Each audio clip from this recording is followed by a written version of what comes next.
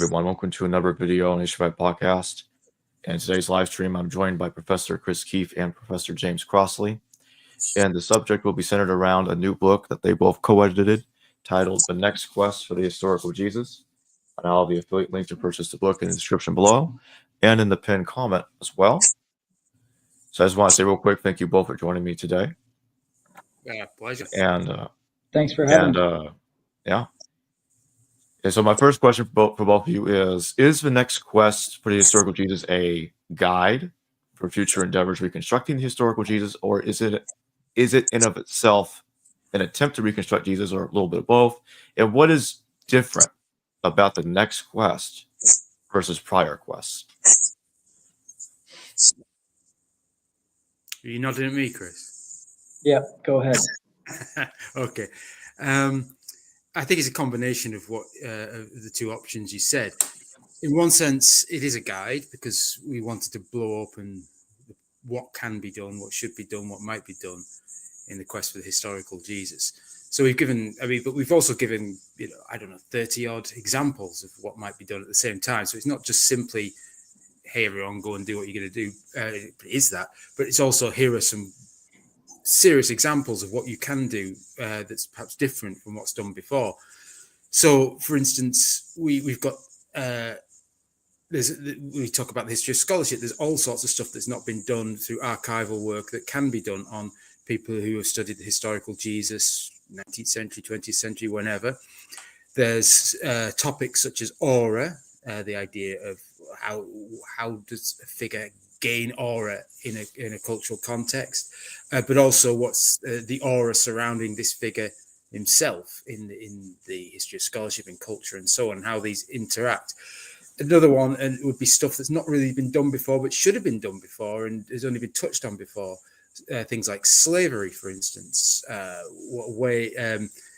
When we think about the material realities of slavery, we could be doing a lot more on this. I mean, this is a central institution in the ancient world. Why doesn't the material realities of slavery turn up in historical Jesus books? Partly because there are certain key silences, I think, in the Gospels, but they may simply assume that this is just the way of the world and don't feel the need to explain it. So those just a couple of examples. But what I think we could do is say, well, we can't think of every example, and the contributors can't think of every example. People who are not involved in the volume, what kind of things do you think could be done that just simply were not emphasized before or not studied before in the same kind of way? We know the usual repetition of things that get studied, cleansing the temple, kingdom of God, whatever. Why not think of some new topics? Or when we think about some fairly conventional topics like miraculous resurrection, why don't we do some comparative work and think of theoretical approaches that have been done other areas of Christian origins and in the humanities? Why not apply them to the quest for the historical Jesus, which seems to, I think, in the past few decades, with some exceptions, has lagged in terms of its approaches to the topic, particularly even compared to other areas of Christian origins, which is, I think, a surprise. So there's things like that. And if it's about in the question of reconstruction, and Chris will have a lot more to say on this than I do, some of it certainly does try to do something akin to what we traditionally thought as reconstructing a figure, a biography of a figure, broadly understood. So there will be claims that Jesus, or the earliest perceptions about Jesus, may have involved, say, purity, or they may have involved questions about reactions to class relations in Galilee, I don't know, whatever. We would give some answers to those kinds of questions in the volume, or contributors would give some answers to those kinds of questions. But also, we would also stress that this is also about, it's imaginative, it's using the context, filling in gaps, not necessarily making stuff up or anything like that. But in the case of, I think an obvious example, Jesus' upbringing, we could talk about, we may not know much details in the way of what actually happened on Jesus' household and all this when he was brought up, but we could say, what did Galilean or rural households look like? What was it like for a child? What would happen to them? What would they have learned? Now, we can't say that Jesus did X, Y, and Z, but we could say, well, this is the kind of environment he was brought up in, and do things with that. So those are some of the kind of things I think we're getting at. Jacob, I'll answer your last. I'll pick up on that by answering your last question, which was what's different. And I agree with James. We have not given up on the idea that we might be able to ask and answer some historical questions about Jesus. But previous quests were much more focused on particular methodologies for reaching the historical Jesus. They answered those questions differently, but there was a heavy focus on method. That this is how you reach the historical Jesus. Certainly for the last 100, 150 years, there's been a conviction that you can figure out which traditions in the Gospels go back to the historical Jesus, and then you can build your historical Jesus out of the traditions that are left. We have no confidence in that particular method or any one method to help us answer or ask the historical questions. So we have at several places in our writings, in this volume and in other pieces that are kind of around it, stress that we think that this quest is a much more humble quest in the sense that we're more comfortable acknowledging all the things that we don't know. And one of the things that we don't know is a singular way to ask and answer historical questions. So yes, we're certainly still interested in asking and answering them, but it's more of an embrace. The next quest is more of an embrace that there's all kinds of different ways to get at that information, and also a comfortability with saying there are some historical questions we just don't get answers to.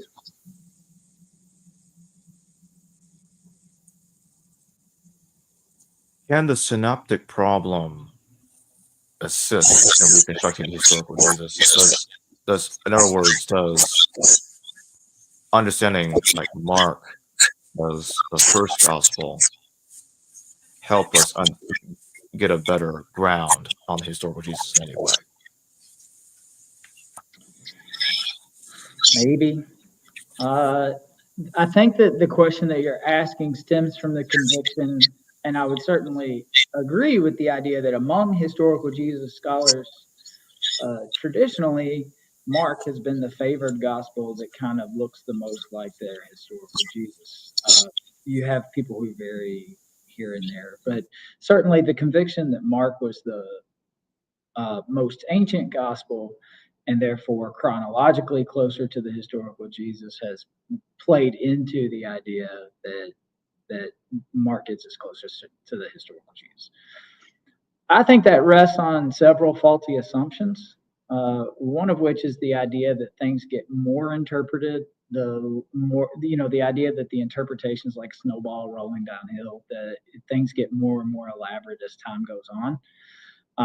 The fact that Mark is earlier doesn't mean he's less interpreted. Mark's Jesus is just as interpreted as anyone else's Jesus. So it's not like Mark is somehow theologically more naive than, say, John or Thomas or Peter, the Gospel of Peter, or something like that. So I don't agree with the idea that just getting us earlier gets us closer to the historical Jesus. But the question you specifically asked was, does it assist? Well, yes, absolutely. Mark assists us in asking and answering questions about the historical Jesus because Mark gives us a clear indication of how some followers of Jesus thought about him. And in my opinion, I think James agrees, asking questions about why they might have thought what they did at the time that they did is one way to approach getting historical information about Jesus.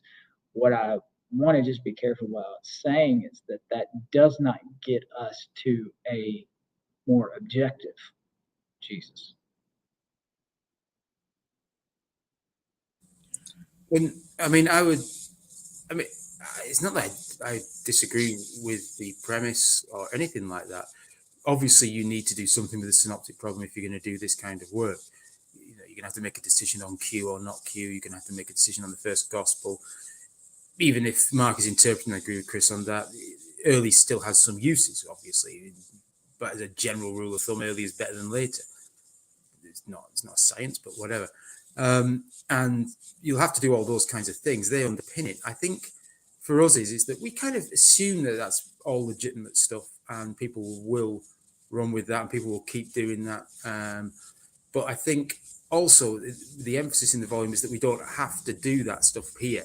We want to see what else can be done as well that complements that. So it's all integral. That stuff's all integral, but it's not like it's been underrepresented in the history of scholarship either. So we wanted to push things in some different directions, which might assume that kind of thing. But also, we do have essays, certainly at least one essay that comes to mind that does challenge some of the assumptions behind using, for instance, Mark as the first gospel and things like that. Really, in answer to your question, yes, all that's absolutely true. But we also want to do something different. Yeah, I think if I could sum it up, not just on this issue, but on several issues, I think our perspective would be, yeah, you can do that, but it's been done. It's been done. Let's do some other things.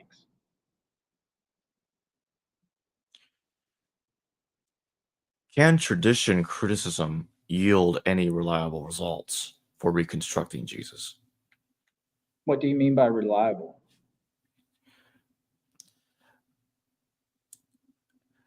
I'll rephrase. Can tradition criticism yield any results for reconstructing Jesus? Any results? Yeah, I mean, it can give you results. The question is what the value of those results. And you can't make a qualitative assessment of your results without kind of making some prior decisions about what you're after. I would say, not to be too pedantic, I say what, and I'm asking this rhetorically, what do you mean by tradition in tradition criticism? I know what it means traditionally, and that might be mapping out the forms and the history of development of forms. But I once had a little, not an argument with Chris, but an exchange with Chris over there about Chris thought that I didn't buy into his critique of tradition, and I said I do, but I use the word tradition differently.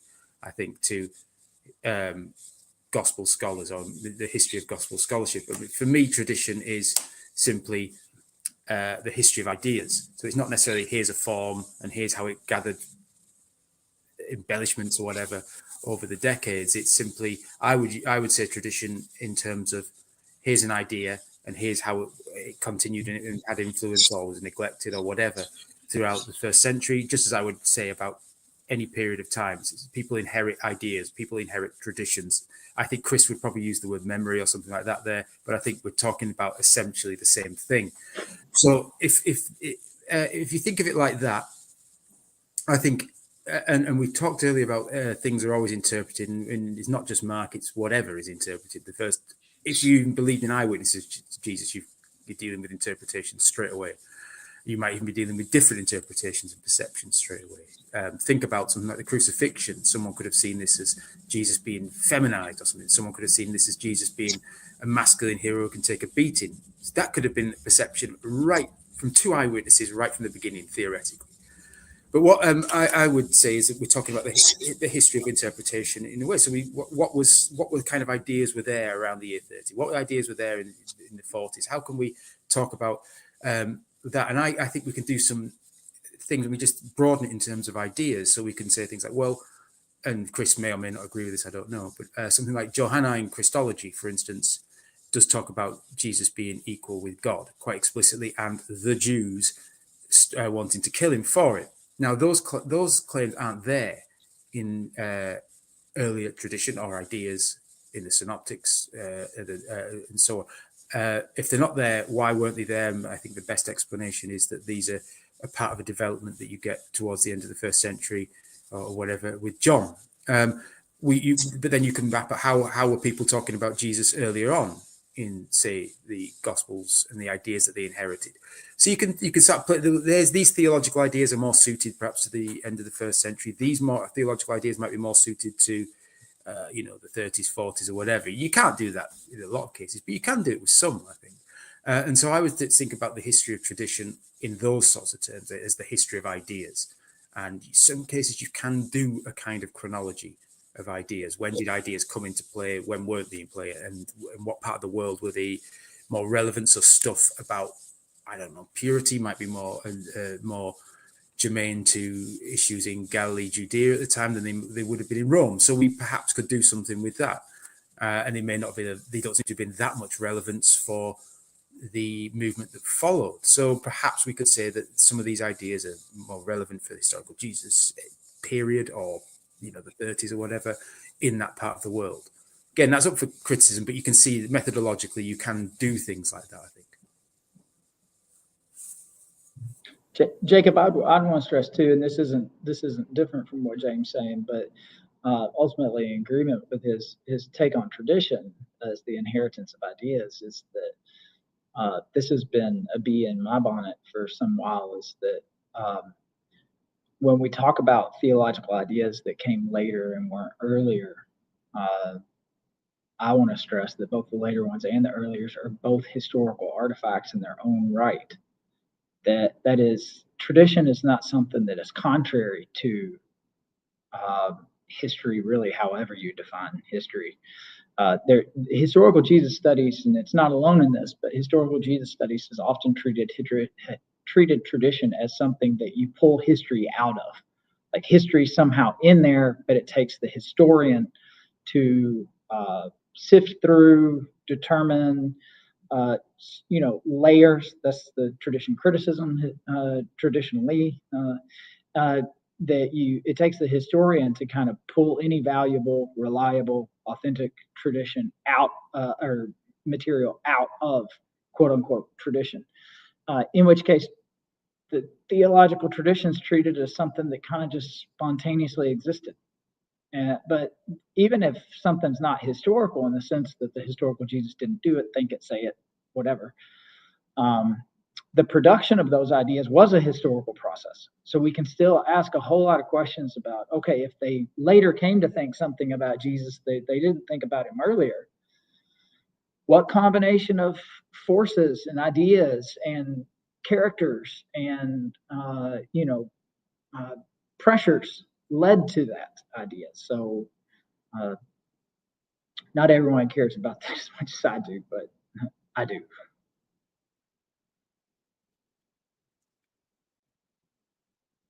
So, how can we imagine the past in front of the sources? How can we imagine it behind it? I mean, my point is that the idea of imagining the past from in front of the sources is the only thing that we can do. We don't ever, I mean, I know this is a silly thing to say, but it's crazy how much of historical Jesus studies is operated under the idea that they can. But we can't actually go back in the past. We can't access what happened before the text or even at the time of the text. All we can do is access the text. And so we only text, plural.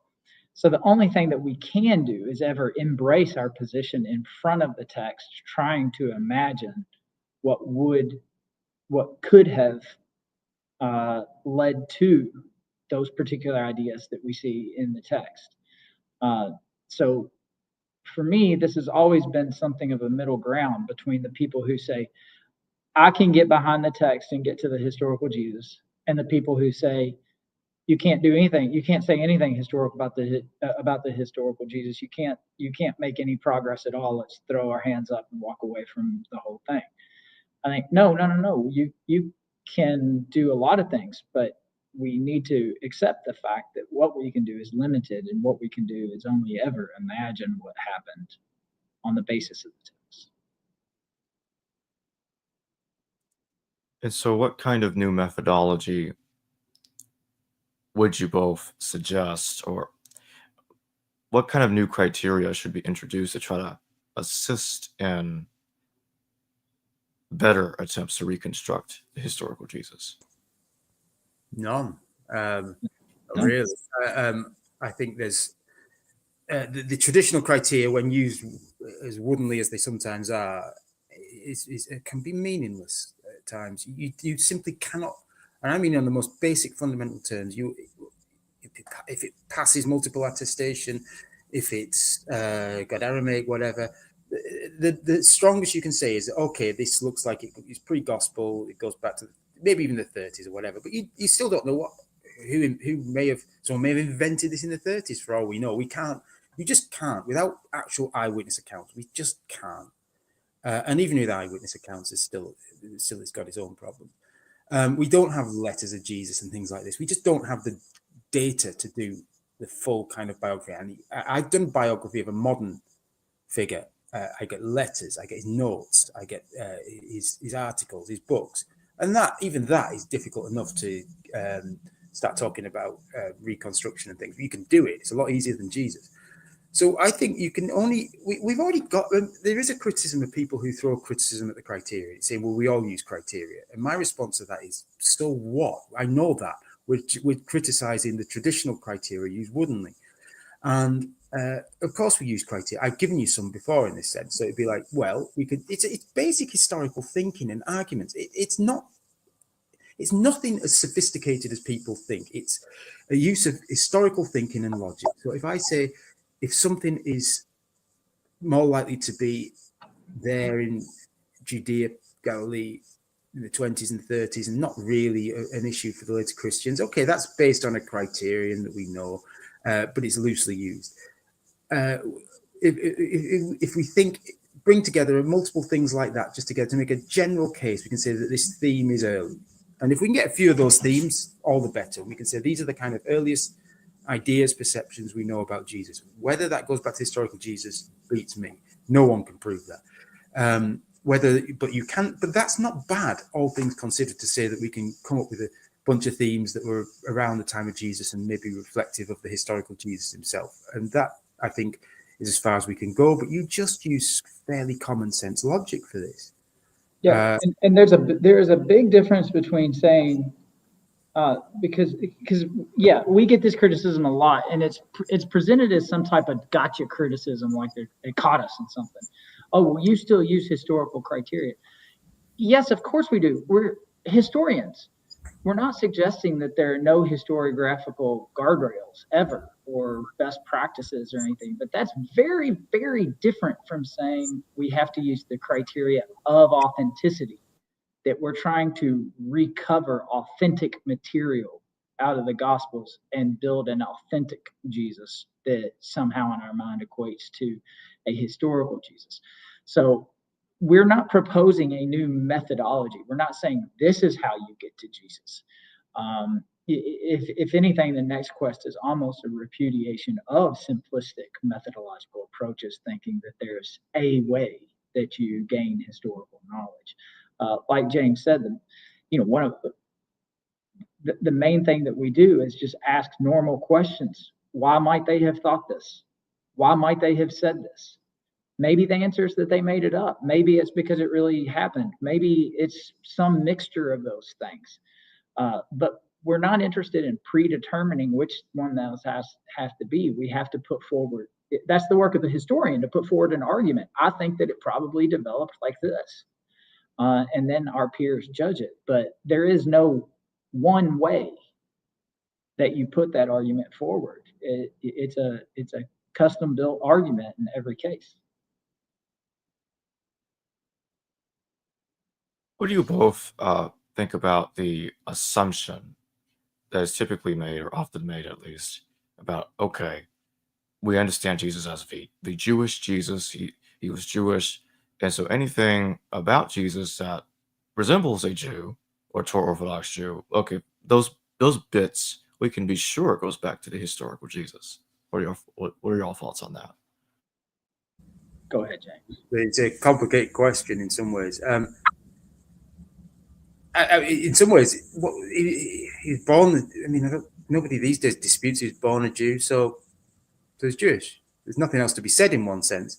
And there was a range of behaviors Jewish people acted out in the ancient world, in Galilee, in Judea. And this could be ways that don't necessarily cohere with how New Testament scholars have constructed Judaism. The problem has been that historical Jesus scholars have said this is Judaism and told you what Judaism is about.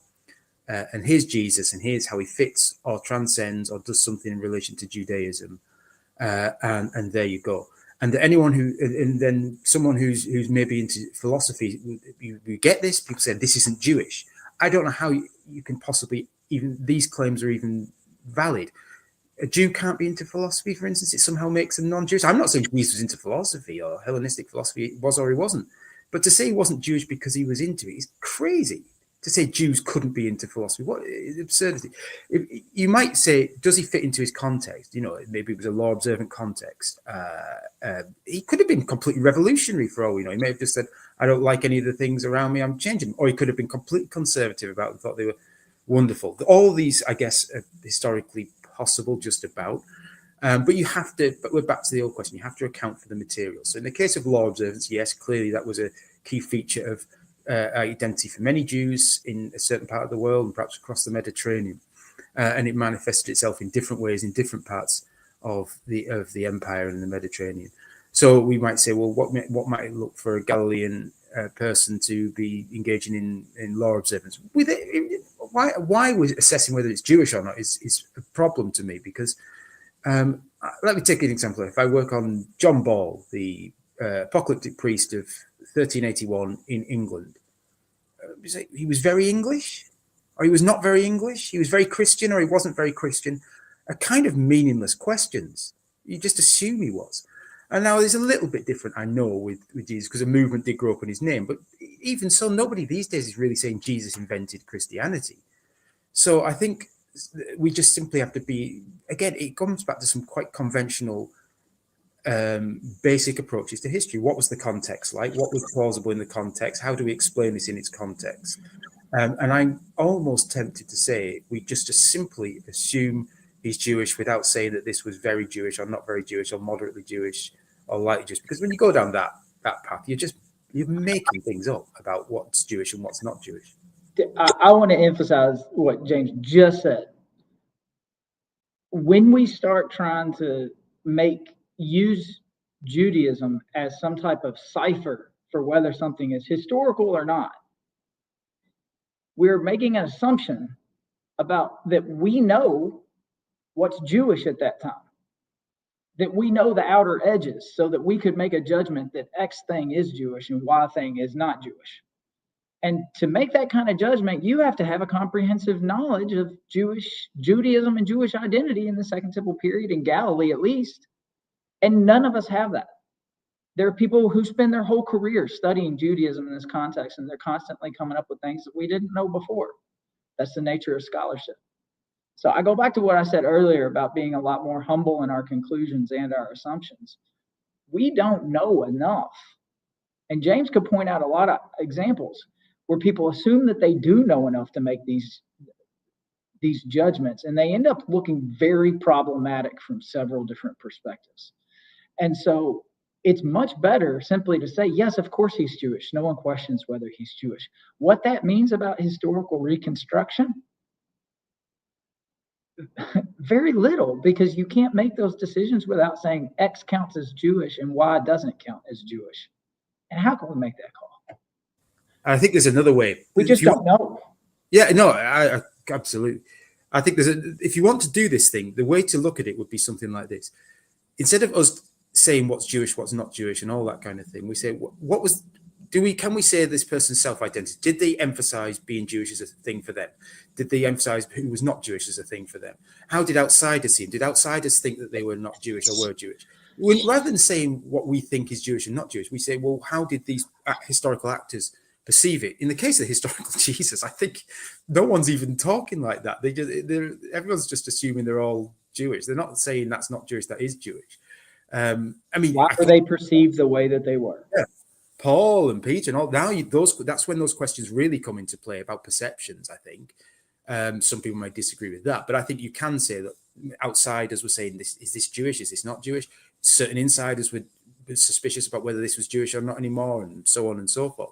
With historical Jesus, I'm not even sure people are arguing about perceptions and external identity. Everyone, insiders, outsiders, the lot are just assuming this is all Jewish in the same way that insiders, outsiders assume that John Ball was English.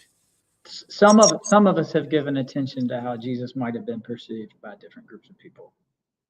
You know what I mean? Well, no, but the example that you give is I was thinking about this earlier when you were talking about John Ball. Can you answer the question, was John Ball English? Then how do you answer that? But can you, But can you say, why would some people have questioned his English identity? Why would some people have questioned his Christian identity? Why would some people have seen him as English and some people seen him not as English? Why would some people have seen him as Christian, but others would have rejected that identity for him? You can actually make progress in answering those questions. And similar, you can ask questions like, why did some people think that Jesus was a failure because of the crucifixion? Why did some people think that Jesus was a success because of the crucifixion? What type of historical scenario would have led to both people creating these images? You can actually ask that. So that's what we mean, Jacob, earlier by saying that we can't get these specific answers doesn't mean that we can't know anything. We can actually know a lot. And I want to come back on what Chris said before. Chris raised an important point about people saying that something is unheard of in Judaism, transcends Judaism. There's loads of examples of this. I think the one that's really stood the test of time and unfairly so is the let the dead bury the dead. People keep saying this was shocking in early Judaism. It was unheard of. And have they been through texts about association with dead people? In many cases, no. Sometimes people did deal with abandoned corpses in certain ways. Some people they didn't. Some people touched them. Some people didn't. There's all these kinds of debates going on, and there's also complex ways you've got to deal with rabbinic literature and how early is it and all that. So there's, but people state this without ever engaging with that kind of background material or engaging with it on a surface level. Not even Matthew and Luke thought it was shocking, as far as we know. They did nor the Jesus opponents, according to Matthew and Luke. But the assumptions that this is shocking to Judaism just survive to this day, I think. Sabbath as well. People will say plucking on grain on the Sabbath. That's it's against the Sabbath law or whatever. Right, give us a thorough overview of debates over the Sabbath. Some people don't do that; they just tell us. So it's a scholarly sleight of hand that I'm very suspicious of when they say Judaism was like this, but Jesus did something unheard of, or Jesus did something different. And that's got to end.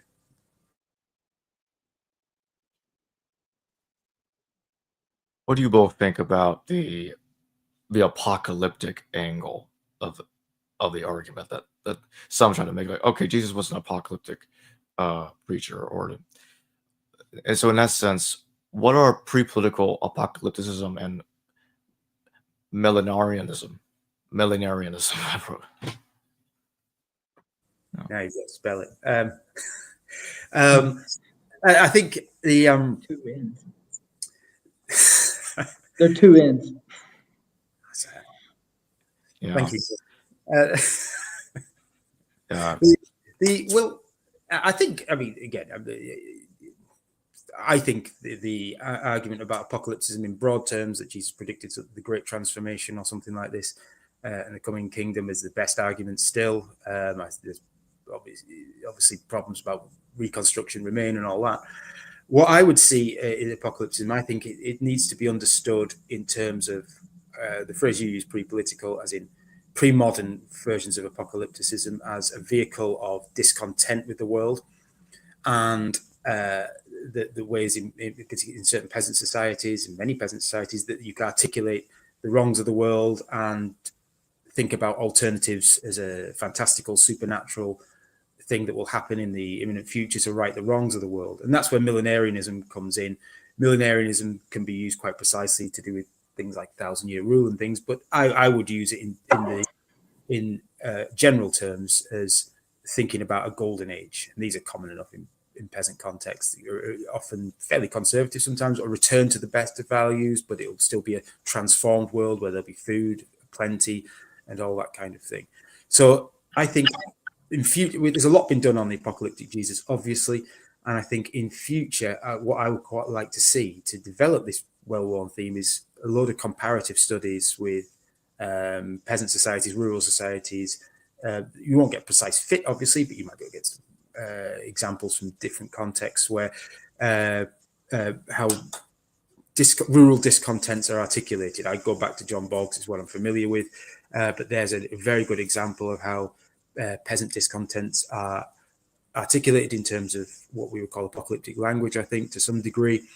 And the interesting thing to me there is that its vision of a world is grounded in the material realities still. So they would want access, great access to parks, rivers, food, so they could no longer toil in the field for the wealth of others. They would be able to live off the resources of the land and things like this. There would be that required a transformation of the social and political order, and I think there's comparisons to be made with that kind of thinking and what we might call historical Jesus.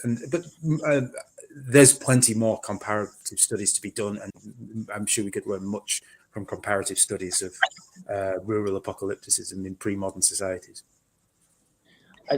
Two real quick things. I was wrong. There aren't two ends in millenarianism. There is a millennialism, but I was wrong, and I want to admit it. Number two, Jacob, yeah, I totally agree that Jesus is an apocalyptic prophet. But this kind of comes back to the Judaism thing as well. I don't know of anybody who seriously argues right now that he's not, or that he wasn't. I mean, I think Dale Allison pretty much closed that door. And that's not to say that we can't learn something from the people who argue about his similarities with Cynic teachers or something like that. But it's not really a hotly debated issue. And that's one of the places where, we would want to tell people, if I had a PhD student who was just starting and they wanted to do that, I would say it's really been done. But there's all of this stuff over here that is historical Jesus stuff that hasn't been touched.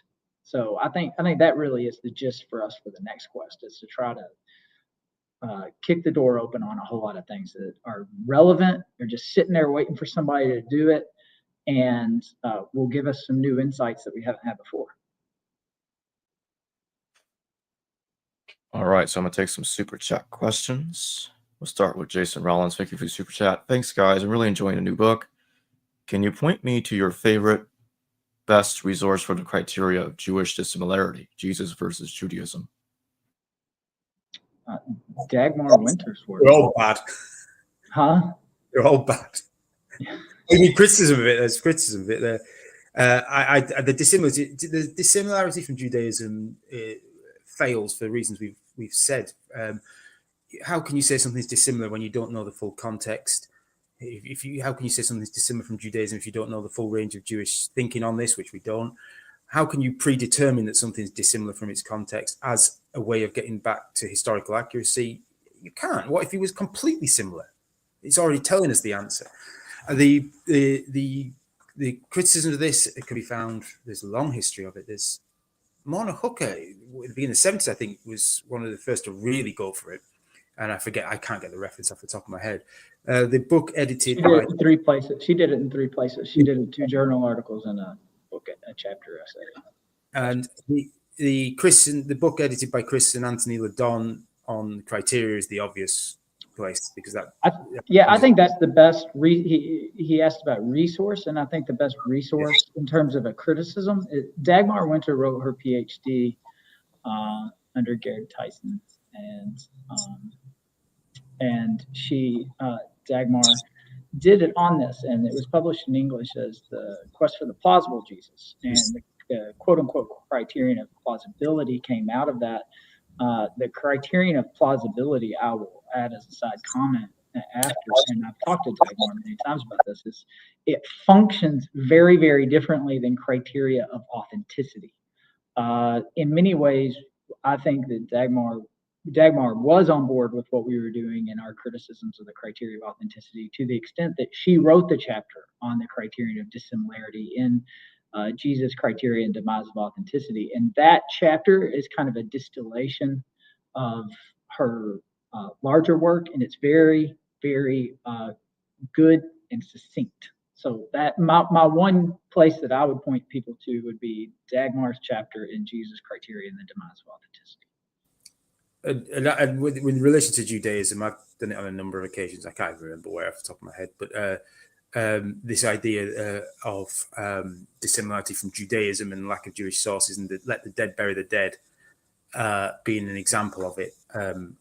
I wish I could remember where I published it, but I've done it. You did some of that in Chaos of History. Oh yeah, I did. Jesus in the Chaos of History. I did a bit of that, and I think now that is the one criterion people are very reluctant to use. Even Probably so. And it is the worst of them. It's And the most dangerous one to get wrong, is what I would say. And the other thing about it is that it produces not a historical Jesus, but a patently ahistorical Jesus. Because if your assumption is if something is dissimilar from Judaism and dissimilar from early Christianity, then it must be the historical Jesus. Then you end up building a historical Jesus that's nothing like what we, as a matter of historical fact, he came from, and is dissimilar from something that, as a matter of historical fact, came from him. So it makes no sense. And the softer version, the idea of double dissimilarity. Double similarity, dissimilarity. Similar, different. But by introducing the difference thing, you're already prejudging it to be different, because we don't know. We simply don't know everything that's different or similar. Yeah.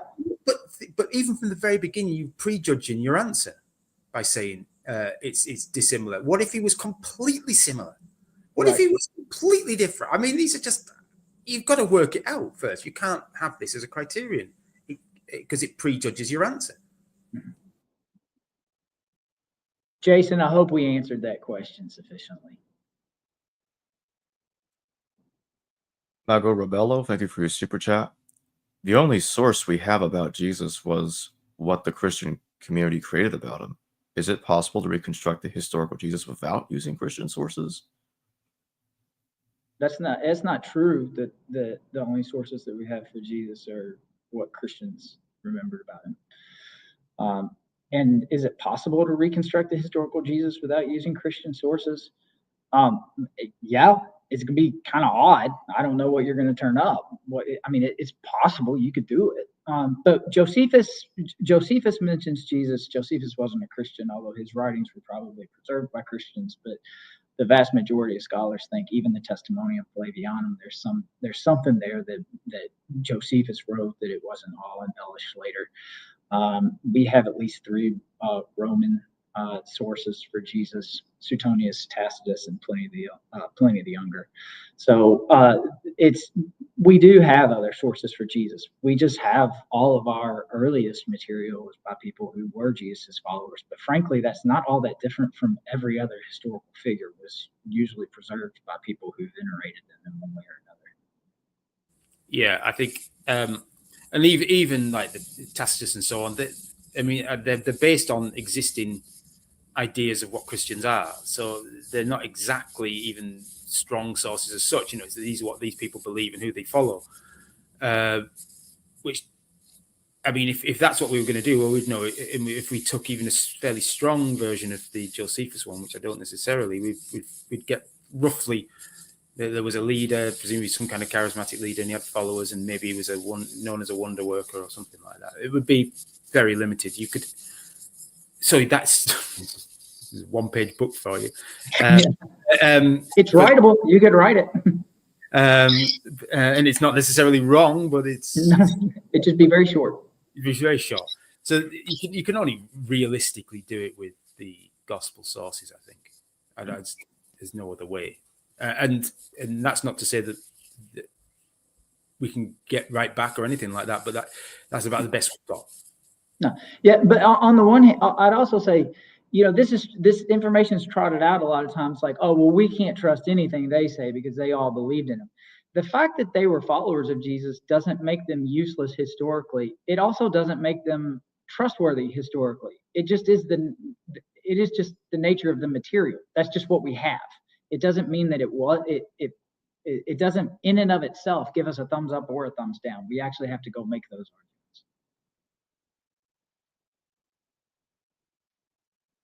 Michael E., thank you for your super chat. If Jesus, a militant or apocalyptic figure aiming to usher in the end times, how might he view acts of targeted violence today, like a corporate leader's hypothetical assassination? Oh man, Michael, we like to stay in the ancient world. I'll venture a guess that I think based on Jesus' teachings, he would not have been anywhere near in favor of carrying out targeted violence, but he certainly would have seen the targeted violence as the type of things that happened at the end times, which he believed he was Yeah, I mean, you're damned if you do, damned if you don't. If you answer this question, in. Go ahead and be damned, James. I think. Well, I think if you think of apocalypticism in the hands of someone like the early material Jesus, whatever you want to call it, then it's a way that it's in a sense they cannot deal with the violence around them. They don't know how to deal with it, so it has to be projected fantastically. God will intervene in the immediate future because they can't deal with it, and there's no way of dealing with it. It's also just as hopeless in a way because good luck with that. So that's why it's both beautiful and terrifying, apocalyptic imagery in general. And so it could be used later, of course, for violent purposes and non-violent purposes. But I think in those kinds of contexts, it's a way of trying to deal with something that they couldn't deal with. There isn't a mass movement that could overthrow the Roman Empire and impose a new world order at the time. So it has to be displaced to the supernatural. But that's the way I think they thought.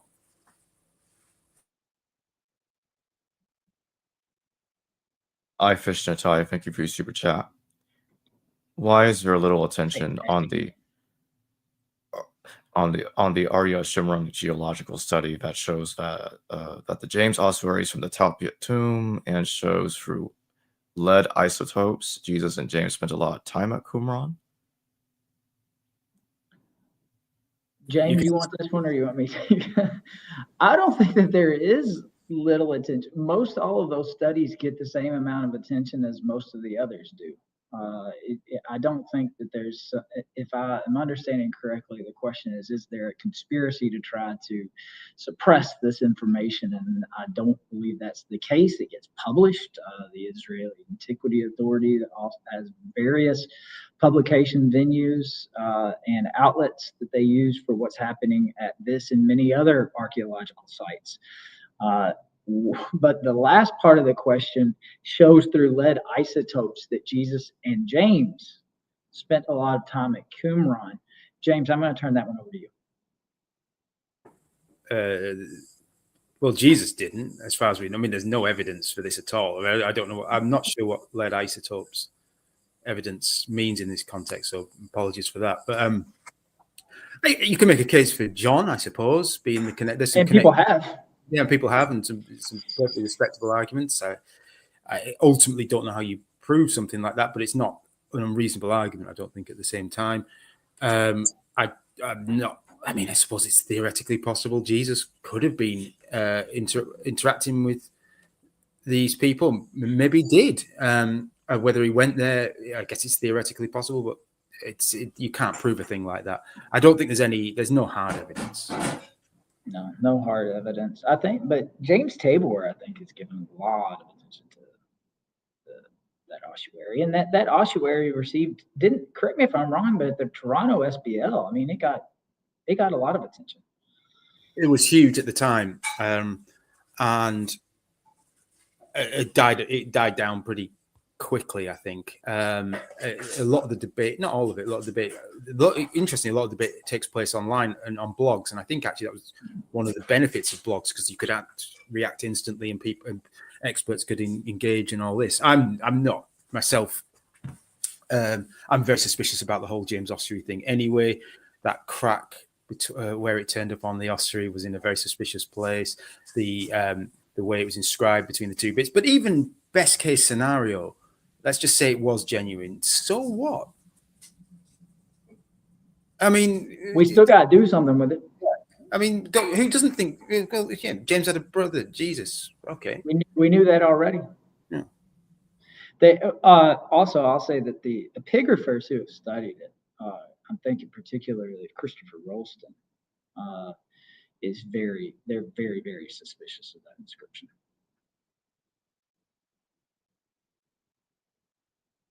Jason Rollins, thank you for another super chat. Do you guys think that a dying Messiah is non-Jewish, or we don't know? Jacob, do you have any insight on what he means by why a dying Messiah would be non-Jewish? If I had to guess, maybe it has something to do with the dying and then the rising part, or or maybe maybe it's because in Judaism they don't have a central dying Messiah figure.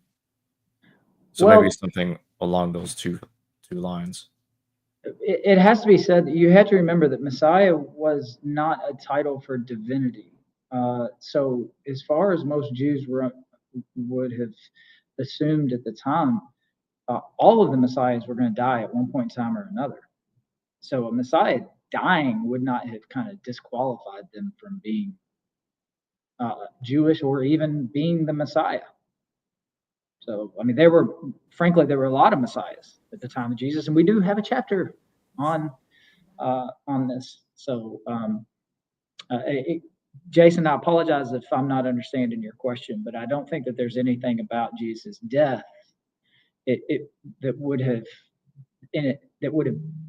made them view him as non-Jewish. It would have made them view him as not the Messiah, because the Messiah was not supposed to lose to Rome, or at least some of them weren't supposed to lose. So there were multiple messianic figures, types at the time. But I think that the crucifixion, I'm of the opinion, I don't think James would disagree with me on this, but or anybody else, but I'm of the firm opinion that the earliest followers of Jesus would have viewed his crucifixion as a categorical proof that he was not anything special, at least not anymore. And this is, I mean, I think Jacob's explanation is probably, that's the way I read it too. And the idea, again,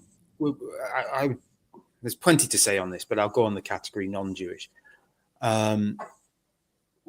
Say Jesus' followers thought he was Messiah in some sense, whatever that may mean, and he died and he was crucified. And then it doesn't mean they suddenly become non-Jewish for thinking, how do we reinterpret this in new and different ways?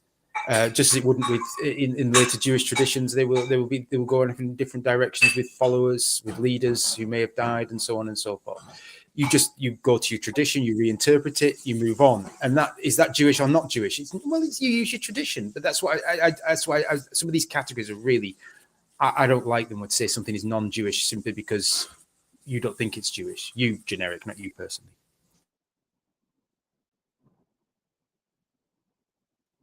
Christy Hansen, thank you for your super chat. The historical Jesus is unpreserved, so why should we care who he was? Ancients cared about reinventing him, not preserving him. Seems like we are focusing on Jesus for Jesus' sake. Nothing is gained. Well, he is preserved, I suppose you could say, but I think that's not what Chris is getting. My view is anything's up for grabs. I don't think why do we list which historical figures we shouldn't reconstruct and which ones we should? Why is it always Jesus is the one we shouldn't reconstruct? Why isn't it Churchill? Why isn't it someone down the road? I mean, as far as I'm concerned, anyone's fair game for this. It may be difficult to do certain figures like Jesus or ancient figures. It may be a waste of time because the data is just not there. That I can get. But to say someone's off limits, and I don't. In one sense, I don't mind Jesus for Jesus' sake. But I would say I would like to use the way I approach biographies of Jesus, the way I approach biography of a modern figure, a medieval figure, or whatever. And it's a biography is there to understand how human beings act in their social context, in circumstances that they were not of their choosing, to paraphrase Marx, and how they engage with the material realities around them, how they dealt with social structures around them, how they acted in these kinds of environments. So an individual, social structures, a building, absolutely everything in human existence, as far as I'm concerned, is up for historical investigation. And you can do this by, and I would do this, I emphasis, I appreciate, but I would always want to use, whether it's a shoe, building, individual, movement, group, whatever, city, with reference to the material world around them and how and why things change and move on. And what is that role, individual, artifact, whatever, what's their role in that kind of thing? So I don't like disqualifying anyone from historical research. Everyone and anyone should be open for investigation as a historian. I want to say too that I think the idea of saying that he wasn't preserved, I think that the question assumes that not being preserved in some Is that modern physical? sense. I don't really know what it means, but also the idea that the earliest followers of Jesus weren't interested in preserving him in some way, and furthermore, the question said they weren't interested in preserving but reinventing. I think that kind of misunderstands the process that was actually taking place, because as far as they were concerned, they were preserving him by reinventing him. The way that they kept him alive, so to speak, was by applying him to new contexts. And we see that in literary contexts like the epistles of Paul, or narratives like the gospels. We see that in ritual contexts like the development of practices like baptism or the Eucharist. We see that in monumental practices. So that is how they thought they were preserving him. Does that fall short of, a video camera that would have followed him around all the time? Yeah, of course, but I don't know why we would assume they would have had that. So. And I would also add to the, I want, let's, even if we assume that the gospel writers, whoever, weren't interested in preserving him, I would still say, so what?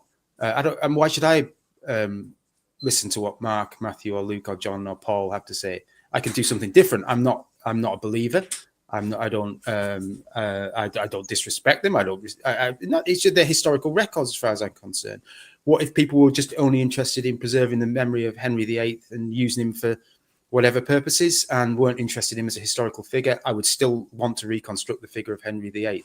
As a historian, in one sense, and I mean this with all due respect, I don't care what the agendas of my sources are, other than to understand their agendas in their historical context and its influence. But for me, that doesn't drive what I want to do as a historian. I'll ask any questions I want and try and stop me. Sorry, Chrissy, that wasn't like a threat or anything. It was a threat to the world. Christy Hansen, thank you for another super chat. Socrates, Apollonius, etc. aren't quested after anymore either. Jesus isn't the only off-limits one. Historians elsewhere don't do this. Historians don't ask historical questions about Socrates and Apollonius? I'm sorry, that's just not true. And also, what James's whole point was just that Jesus is not off-limits. Here's the problem. We have a brilliant chapter by Matt Whitlock in this book that points out that when you say that somebody's off limits, you actually further the idea that they're special. So I think that our point is that he's not off limits any more than anybody else is. I don't think it's true that people don't write historical studies of Socrates and Apollonius and all kinds of different figures from the ancient world.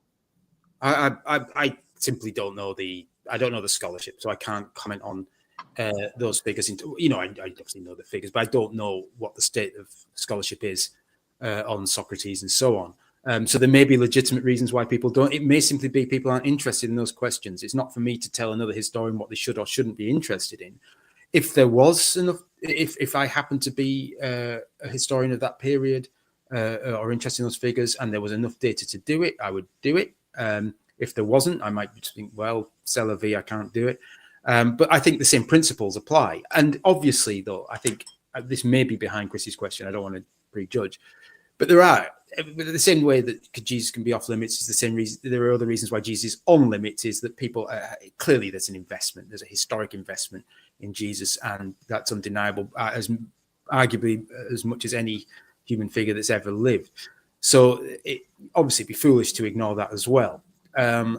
So there's, I think Matt Whitlock's chapter also does this. It's not simply the off-limits thing that preserves his aura. It's also the intense on-limits thing. For me, it's just, I think it's been a lifelong interest in, not lifelong, but adultish long interest in historical Jesus, is to think of him as in terms of a historical figure in relation to his material context and things like that, to try to just make this a normal thing to do as best we can with all the due historical baggage acknowledged.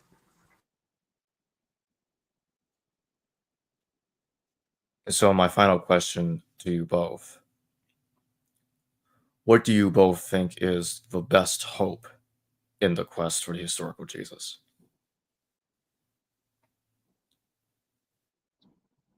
The generation of scholars underneath of us.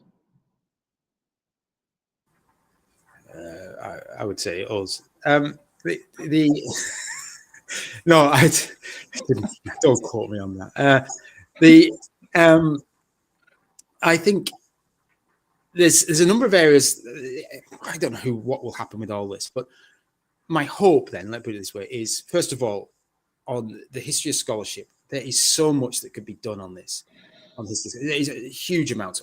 Locating scholarship in its historical context, its ideological context, which has not been done enough. There's a bit of it, but not enough. But the archival work is just, there's so much to be done, and there's so many projects, and there'll be so many interesting things to uncover. I see this stuff in archives all the time when I'm doing other things, and I'm thinking, if I just had the time, and I just work in England. Imagine in English archives. Imagine people work in India, America, Germany, you name it. There's going to be vast amounts of archival material to work through. So if people go for it, if people want a PhD thesis, they want a big topic to work on for the next few years, there are loads of topics to do with the history of research and history of scholarship and all that. Archival research is great original topics waiting to be done and then located in their broader context. So why are they doing this there and then, that kind of thing. I think I can't predict where it will go with historical Jesus studies, as in trying to understand who the historical figure was and why and all that. I hope people take it off in all sorts of directions and come up with their own kind of ideas. But I think there's already a bit of momentum behind the idea of slavery. We've got the chapter in the book, and there's a lot. It's sort of neglected area about the material realities of slavery in Galilee and Judea. How they would have been understood, perceived, existed, or whatever. That, I think, is already starting to take off, and I think there could be some really great stuff on that. I mean, it's lagging again behind what's been done in Christian origins, but that lag means there are people to connect with for scholars close to home. There's a lot of good work being done on slavery right now, and in the ancient world, and I think historical Jesus scholars are already starting to tap into that, and I think that if I was going to make a prediction, I'm not a predictive type, but that's the one I would make.